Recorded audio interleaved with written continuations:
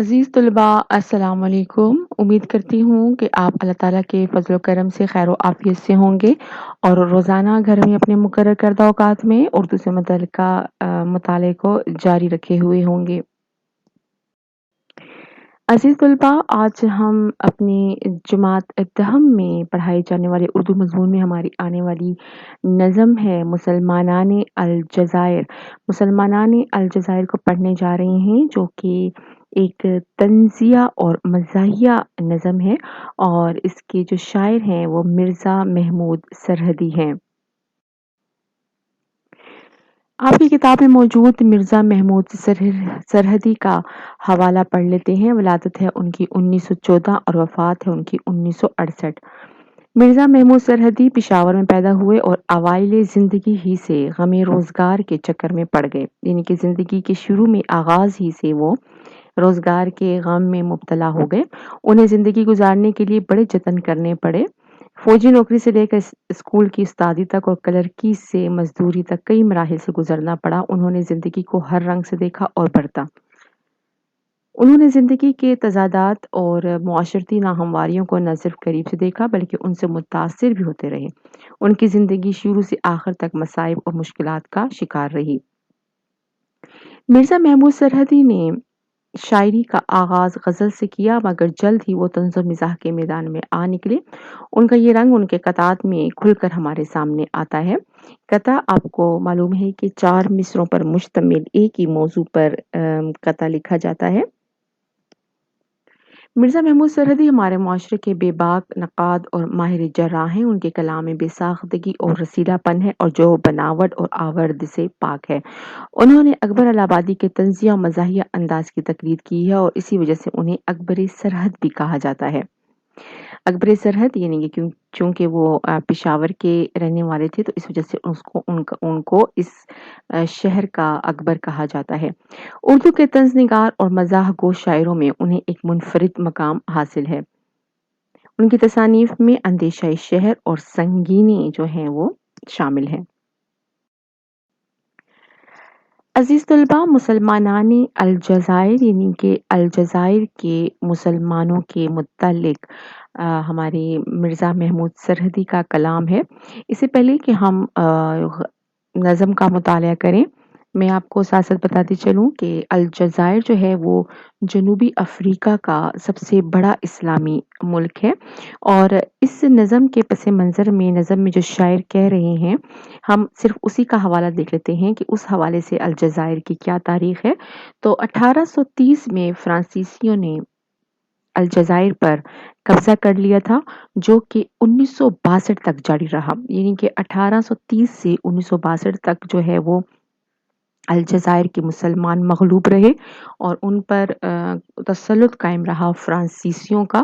لہٰذا 1954 میں الجزائر کے شہریوں نے، الجزائر کے رہنے والوں نے اعلان جنگ کیا فرانسیسیوں کے خلاف اور آزادی حاصل کرنے کے لیے کئی جانیں قربان کی، اور 8 سال کی اس قربانیوں اور 8 سال کی اس جدوجہد کے بعد انہوں نے اپنے ملک کو آزاد کروا لیا۔ تو عزیز طلباء، جس عرصے میں یہ نظم جس دور میں لکھی گئی ہے اس دور میں الجزائر جو تھا وہ فرانس کے تسلط میں زیر نگین تھا، اور فرانس نے الجزائر پر قبضہ کیا ہوا تھا، اس پر قابض تھے، اور اس دور میں الجزائر کے مسلمان اپنی آزادی کے لیے جنگ لڑ رہے تھے، قربانیاں دے رہے تھے۔ تو آئیے اس کا پس منظر آپ پر واضح ہو چکا ہوگا، اب آپ کو یہ نظم سمجھنے میں قدرے آسانی ہوگی۔ الجزائر کے مسلمانوں، خبر بھی ہے تمہیں، شمع آزادی کے پروانوں، خبر بھی ہے تمہیں۔ یہاں وہ کہہ رہی ہیں کہ الجزائر کے رہنے والوں، کیا تم جانتے ہو، کیا تمہیں اس چیز کا احساس ہے کہ ہم بھی مسلمان ہیں، ہم تمہارے لیے سوچتے ہیں، ہم تمہاری آزادی کے لیے سوچتے ہیں۔ شمع آزادی کے پروانوں خبر بھی ہے تمہیں، یعنی کہ آزادی کی شمع کا جو پروانے ہوتے ہیں، پروانہ جو شمع کے گرد جو منڈلاتا ہے اور شمع کے لیے اپنی جان قربان کر دیتا ہے، اسی طرح مجاہدین بھی، آزادی حاصل کرنے والے نوجوان بھی، آزادی کی خواہش رکھنے والے قربان ہو جاتے ہیں، آزادی پر اپنی جانیں قربان کر دیتے ہیں۔ چین آتا ہے کسی طور نہ آرام ہمیں، فکر رہی ہے تمہاری سحر و شام ہمیں۔ مسلمان چونکہ ایک جسد واحد ہیں، ایک جسم کی مانند ہے، اور مسلمان چاہے دنیا کے جس خطے میں بھی آباد ہو، اگر مسلمان کو ذرا سی بھی کہیں تکلیف پہنچتی ہے تو تمام مسلمان جو ہیں وہ اس کا اثر قبول کرتے ہیں، ان کو تکلیف ہوتی ہے جہاں جہاں مسلمان تکلیف میں ہوتے ہیں۔ تو وہ کہتے ہیں کہ چین آتا ہے کسی طور نہ آرام ہمیں، فکر رہی ہے تمہاری سحر و شام ہمیں، کہ تم ایسا مت سمجھو کہ ہمیں تمہاری فکر نہیں ہے، ہم سحر و شام یعنی کہ صبح شام جو ہے ہم تمہاری فکر میں مبتلا ہیں، ہم بے چین ہیں کہ کس طرح تمہیں آزادی حاصل ہوگی اور کب تمہارے وطن میں آزادی کا جو سورج ہے وہ طلوع ہوگا۔ سوچتے ہیں کہ تمہارے لیے کیا کام کریں، یہ تو ہم سے نہیں ممکن کہ وہاں جا کے مریں۔ میں نے جیسے پہلے عرض کیا کہ جو نظم ہے وہ طنزیہ اور مزاحیہ ہے۔ طنز یعنی کہ اپنے معاشرے کی خامیوں اور اپنے معاشرے کی برائیوں کو اجاگر کرتے ہوئے اس کی اصلاح کی کوشش کرنا، چاہے وہ قومی سطح پر برائیاں ہوں، معاشرتی سطح پر ہوں۔ تو شاعر یہاں پر طنز کرتے ہیں کہ سوچتے ہیں کہ ہم تمہارے لیے کیا کام کریں، یہ تو ہم سے نہیں ممکن کہ وہاں جا کے مریں۔ یعنی کہ جہاد جو سب سے افضل جہاد ہے وہ میدان جنگ میں جا کر جان دینا ہے، اللہ کی راہ میں باطل قوتوں سے لڑتے ہوئے۔ تو وہ کہتے ہیں کہ ہمیں بے شک فکر تو ہے، ہم صبح شام اسی فکر میں مبتلا ہیں، لیکن ہم سے یہ بھی نہیں ہو رہا کہ ہم تمہاری جو آزادی کی جدوجہد ہے، جو تمہاری آزادی حاصل کرنے کے لیے جو اس کے پیچھے جو تمہاری قربانیاں ہیں، ہم آ کر خود کو قربان کر دیں۔ ہماری سوچ تو بہت کچھ ہے، لیکن ہم تمہارے پاس وہاں آ کر خود کو قربان نہیں کر سکتے تمہارے تعاون میں، تمہاری مدد میں حصول آزادی کی۔ مالی امداد میں سچ ہے بڑے مشہور ہیں ہم، لیکن اب ٹیکس ہی اتنے ہیں کہ مجبور ہیں ہم۔ اب سب سے جو افضل جہاد ہے وہ ہے جان اپنی پیش کرنا، جسمانی طور پر جو ہے وہ حصہ لینا جہاد میں۔ اس کے بعد ہم دیکھتے ہیں تو جہاد کی جیسے کئی قسمیں ہیں، تو جہاد میں انسان کسی کی مالی مدد بھی کر سکتا ہے۔ مالی امداد اس طور پر کہ مجاہدین کو مالی امداد کرتے ہوئے تاکہ وہ اپنا جنگی ساز و سامان اس سے خرید سکیں، یا وہ ایسی جگہ پر ہیں جہاں پر ان کو خوراک کی سہولت مہیا نہیں ہے، یا تو اس صورت میں ہم ان کی مالی مدد کر سکتے ہیں، اور یہ بھی جہاد کا ایک حصہ ہے کہ اگر ہم جسمانی طور پر وہاں شامل نہ ہوں تو ہم مالی امداد ان کی کریں تاکہ ان کے پس پشت جو ہے وہ ان کی مدد ہوتی رہے، اور وہ جو ہے جنگ کے لیے خود کو ہر طرح کے ہتھیار اور ہر طرح کے ساز و سامان سے لیس کرے۔ تو یہاں وہ کہتے ہیں کہ پہلے تو انہوں نے معذرت کر لی کہ ہم سے یہ نہیں ہو سکتا کہ ہم اپنی جان قربان کر دیں۔ پھر اگر دوسری چیز ہے وہ مالی مدد ہے، تو کہتے ہیں کہ ہم بڑے مشہور ہیں، ہم ہر لحاظ سے جو ہیں وہ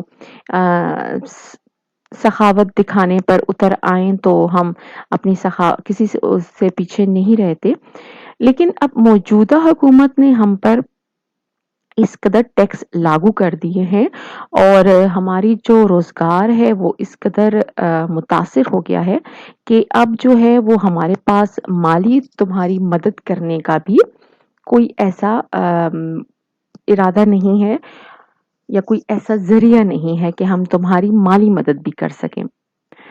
تھا دعاؤں پہ ہمیں آسرا وہ بھی نہ رہا، کیونکہ ان کا بھی اثر ہوتا ہے اکثر الٹا۔ اب جو دیکھیں تو انتہائی جس پر کوئی بھی پیسہ خرچ نہیں ہوتا، جس چیز پر جو مفت میں مل جاتی ہے وہ دعا ہے۔ تو یہاں کہتے ہیں کہ دعاؤں کا جو صرف آسرا تھا اسی کی مدد تھی، اب اس کا بھی ہمیں اتنا اعتبار نہیں رہا۔ کیوں نہیں رہا؟ کہ ہمارے اعمال ہی ایسے ہیں کہ ہمیں اپنی دعاؤں کی بھی قبولیت کی اور اپنی مناجات کی قبولیت کی بھی ہمیں اب جو ہے وہ اس کو پر یقین نہیں رہا کہ ہم اگر دعا کریں گے تمہارے حق میں تو وہ قبول ہوگی، کیونکہ ہمارے اعمال ایسے نہیں ہیں۔ اب ہم اس ڈر اور اس خوف سے تمہارے حق میں دعا بھی نہیں کر سکتے کہ کہیں وہ دعا جو ہے اس کا اثر الٹا ہی نہ ہو جائے اور تم آزادی سے مزید دور نہ ہو جاؤ۔ تو یوں تینوں طرح سے جان و مال اور دعا، تینوں طرح سے جو ہے انہوں نے کیا کر لیا ہے؟ معذرت کر لی ہے۔ یہ دراصل شاعر جو ہے اپنی قومی ہماری جو ایک خصلت ہے، ایک قومی جو مزاج ہے ہمارا، اس پر روشنی ڈال رہے ہیں کہ ہم صرف باتیں کر سکتے ہیں، ہم صرف سوچ رہے ہیں کہ تمہاری مدد کیسے کی جائے، لیکن عملاً ہم کچھ نہیں کر رہے تمہارے لیے۔ نہ تو ہم وہاں پر جا کے اپنی جان کا نذرانہ پیش کر سکتے ہیں، نہ تو ہم کوئی مالی تعاون کے لیے ہم کچھ جدوجہد کر رہے ہیں، اور نہ ہی جو ایک بہت ہی آسان کام ہے کہ صرف اللہ تعالیٰ سے دعا کرنی ہے تمہارے حق میں، تو اس پر بھی جو ہے ہمیں ہمارا جو عقیدہ ہے وہ کمزور ہو چکا ہے۔ احتجاجوں کے لیے کہیے تو انکار نہیں، ورنہ ہم لوگ کسی حال میں تیار نہیں۔ یہ تمام جو تعاون تھا، تمام جو مدد تھی، یہ تو ہم نہیں کر سکتے، لیکن یہاں وہ کہتے ہیں کہ ہاں میری قوم میں، میری عوام میں ایک چیز جو ہے جو بڑھ چڑھ کر جس میں ہم حصہ لیتے ہیں، جس چیز میں ہم پیش ہوتے ہیں، اور وہ ہے احتجاج کرنا۔ صرف احتجاج کی صورت میں ہم اپنے گھروں سے نکلتے ہیں، اس شور و غل کے لیے، اس افراتفری کے لیے، اس جلسے جلوس نکالتے ہیں اور بہت ہی تقریریں کرتے ہیں، ایسی زوراور تقریریں کرتے ہیں کہ اس میں ہمارا کوئی مقابلہ نہیں ہے۔ احتجاج کرتے ہیں، احتجاج کیوں؟ کہ احتجاج اس لیے کہ اس میں ایک طرح سے ریاکاری آ جاتی ہے، تاکہ لوگ دیکھ سکیں کہ ہم جو ہیں وہ کس قدر پریشان ہیں۔ یہ ہمارا قومی مزاج بن چکا ہے، عملاً ہم کچھ نہیں کر سکتے، لیکن احتجاج اگر کہا جائے تو اس کے لیے جو ہے وہ ہم ہر وقت تیار رہتے ہیں۔ ہم سے تو بس یہی ممکن ہے کہ تقریریں کریں یا فرانسیسیوں کے ظلم کی تفسیریں کریں۔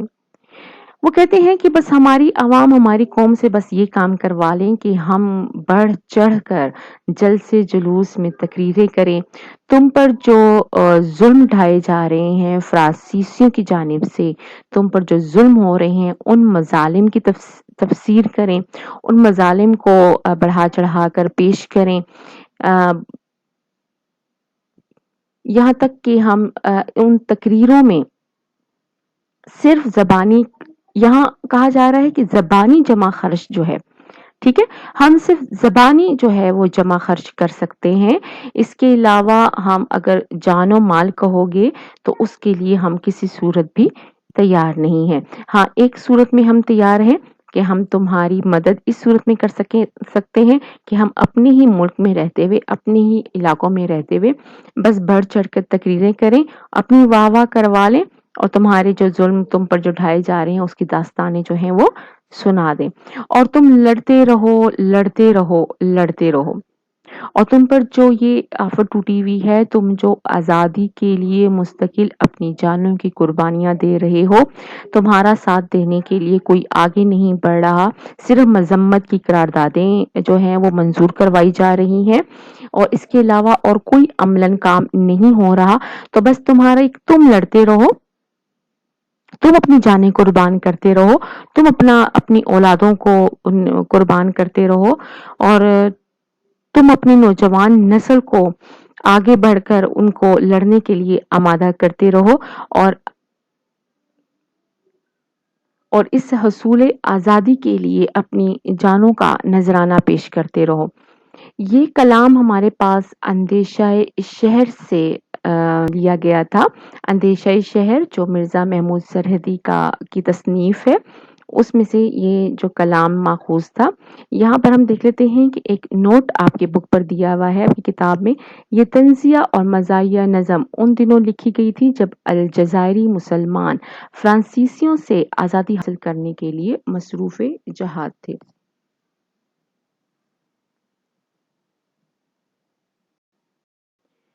امید کرتی ہوں کہ یہ نظم آپ کو بہت اچھے سے سمجھ آ چکی ہوگی۔ اگر پھر بھی کسی لفظ میں آپ کو مشکل درپیش ہے تو آپ گھر میں مطالعہ کرتے ہوئے اپنے پاس اردو لغت کا استعمال کریں اور گھر میں مطالعے کو جاری رکھیں۔ شکریہ۔